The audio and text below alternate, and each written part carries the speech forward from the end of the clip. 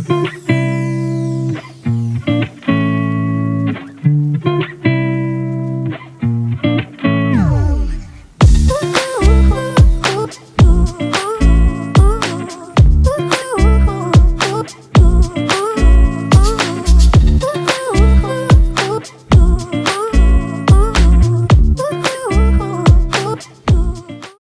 welcome to this episode of Learn Everyday English, your roadway to English proficiency. So you can see I'm on my walk throughout the neighborhood again, as usual. It's another beautiful day in the neighborhood.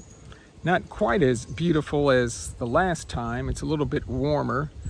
The temperature's about maybe 88 degrees Fahrenheit, but there's a little humidity.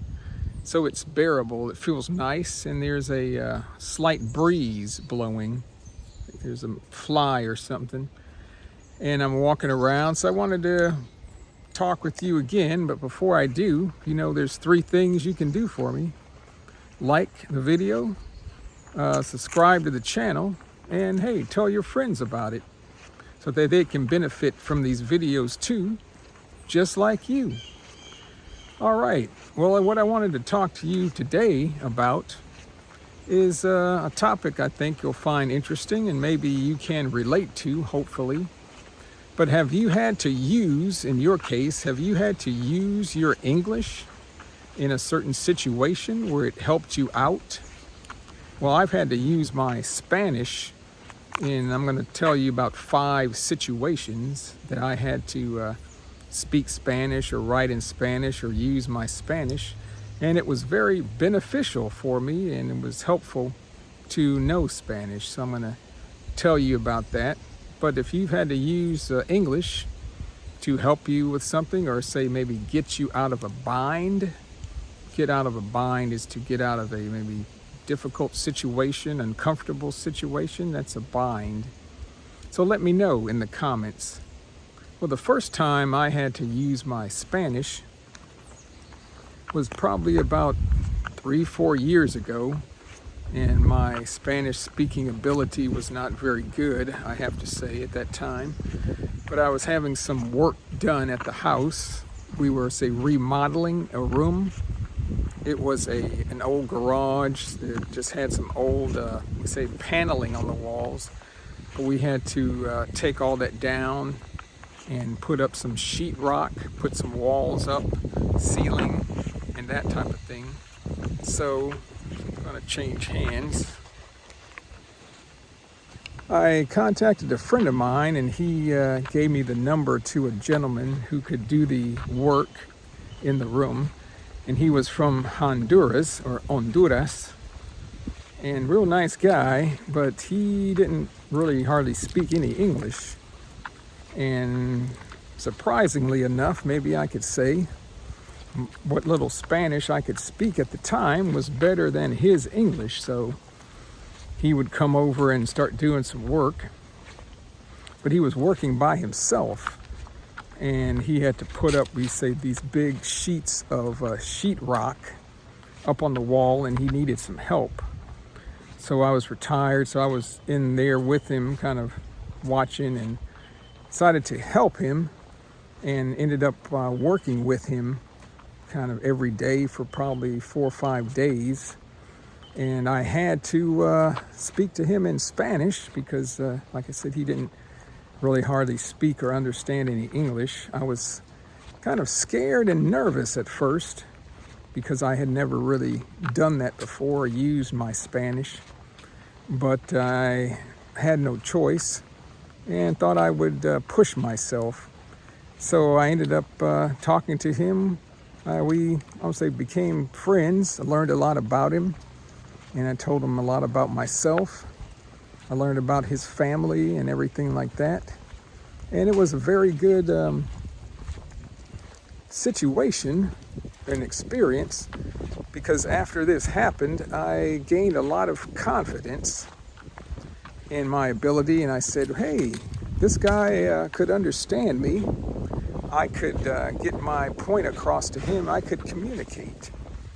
And that was kind of, maybe a turning point in my Spanish language journey because I wanted to continue studying Spanish because I knew there was a benefit. I knew that I could actually do it, and it wasn't an impossible task like it seemed before. So that was the first experience I had in using my Spanish. The second experience I had was, I have this health problem, and the doctors here in the States weren't really helping me. So I decided to see if I could find and contact a doctor in Mexico. There's an expression, I felt there was nothing I had to lose. It couldn't hurt. So I found a doctor who was in Mexico City, and I had to call the office to set up the appointment or the consulta con ella, or with her, with la doctora Gutierrez. And I had to call the office to set up the appointment online. And I was real nervous because, it's a lot harder to talk to somebody in a foreign language over the phone than in person, because it's a lot more difficult to hear. The connection may be bad. But I did it anyway. And I talked to the office, and I was able to set up the appointment by myself over the phone. And that really gave me a big, huge confidence boost. I felt, hey, I can actually maybe kind of use my Spanish. It's coming in handy. So we set up the appointment, and we had the consultation, and that went very well. The third time I had to use my Spanish was when, in July of this year, my wife and I went to Mexico City on vacation for 2 weeks, and we met my Spanish teacher there, and although he can speak English, we just spoke in Spanish the whole time, the whole 2 weeks. We had a friend who was our kind of driver who drove us around Mexico. He was a taxi driver, and his name was Jose Luis. And he didn't really speak much English, so the whole time in Mexico for 2 weeks, I basically had to speak Spanish. And that really made me feel good. It really increased my confidence level. It kind of pushed me out of my comfort zone. So I'm saying this, sometimes it's a good thing to have to use your, new language skills in certain areas, because it can push you out of your comfort zone to do things that you may not want to do, or things that you thought you couldn't do, but once you do it, you realize, hey, I can do it. The next instance where I had to use my Spanish was the doctor in Mexico said she was going to refer me to see a dietitian or a nutritionist, a person that could help me with my nutrition, maybe see other things I could eat. And so I had to call that office to set up an appointment, and that was all in Spanish. So I initially started off emailing. Well, I called the office first, got in touch with the assistant. She gave me some information. We set up a WhatsApp communication, and we communicated in writing in Spanish on WhatsApp. And then I had the consultation with the nutritionist yesterday, and she's in Mexico City as well. And for the consultation was about 45 minutes, and it was all in Spanish. So I felt, hey, I'm getting a lot more comfortable now communicating with offices and people in Mexico and in Spanish. I've gained a lot more confidence, and although I didn't understand maybe 100%, I probably understood 85, 90%. We say that's good enough for government work. And my confidence level has just been increasing. And I'm not fearful, I guess, of these types of situations anymore, and see it as a learning experience. And I actually kind of look forward to it, because it can let me know where my Spanish is at and what I can do, and maybe what I can't do, what I need more help in. And finally, the last experience I had using my Spanish was I signed up for an online Spanish course through a university, UNAM, in Mexico City. And I had to deal with the university online, and I had a little trouble signing up for the class because their payment system wouldn't accept credit cards in the United States. So I had to deal with the office there, mainly through emails and in writing. I didn't really have to talk to anybody, but we had to go back and forth, we say, with emails, probably maybe at least 8 times with people there at the university. And my Spanish and writing was really helped me out, and I was able to resolve the problem and get signed up for the course. So those are 5 instances where I had to use my Spanish in different situations, and I found it was very beneficial.